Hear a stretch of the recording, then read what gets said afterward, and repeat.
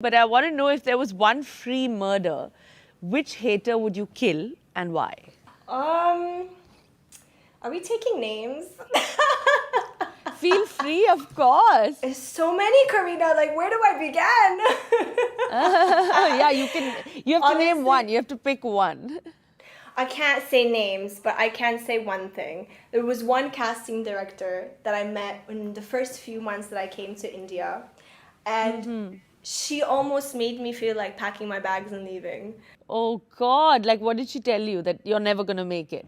She said to me that there's too many people like you here, and our industry is sick and tired of people like you, and we don't want you anymore. She was screaming at me. She was shouting, we don't want you Oh my God. anymore, and you are talentless. We don't want you. And I was like, you know what? I totally understand where you're coming from. Thank you. Bye-bye. And I just left, and I cried so much. And I didn't ask for it because that casting director called me. I didn't even know who she was.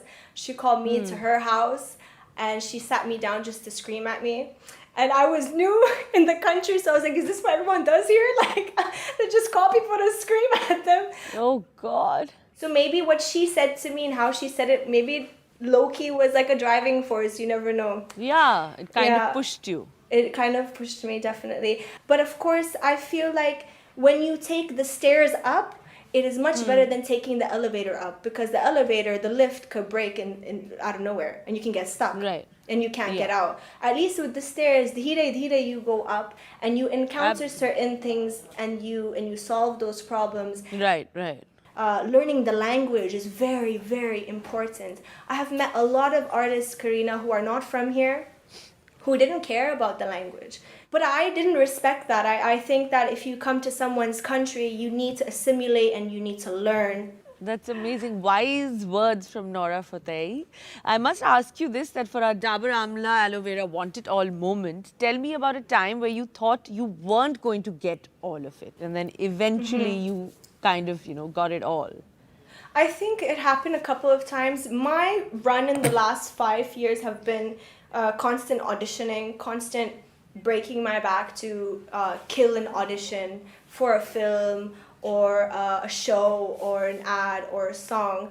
And every time that rejection happens, where I'm like, no, I'm almost 100% sure I'm going to do this, I'm going to get it. And when the rejection happens, I would break and I would think, that's it, it's not going to happen, it's not going to happen, it can't happen. Also, when you start hearing that conversation of, nepotism and industry people and outsiders, when that conversation happens, and tends to happen a lot, it intimidates people like me, because you keep thinking, you keep getting reminded of something that you're trying to forget. When you're hustling, you don't want to remember all these things. You just want to think about, I'll put the effort, I'll do my part, and hopefully if it's destined for me, it will happen. And also, I think that I was so hungry that no matter how many failures I went through, I always said, it's okay, it's okay, it's okay. Maybe I didn't get this film, or maybe I didn't get this show because it wasn't good for me. And maybe something better is coming. So I trained myself mentally to think that. And I think every artist needs to believe that, because it's so funny.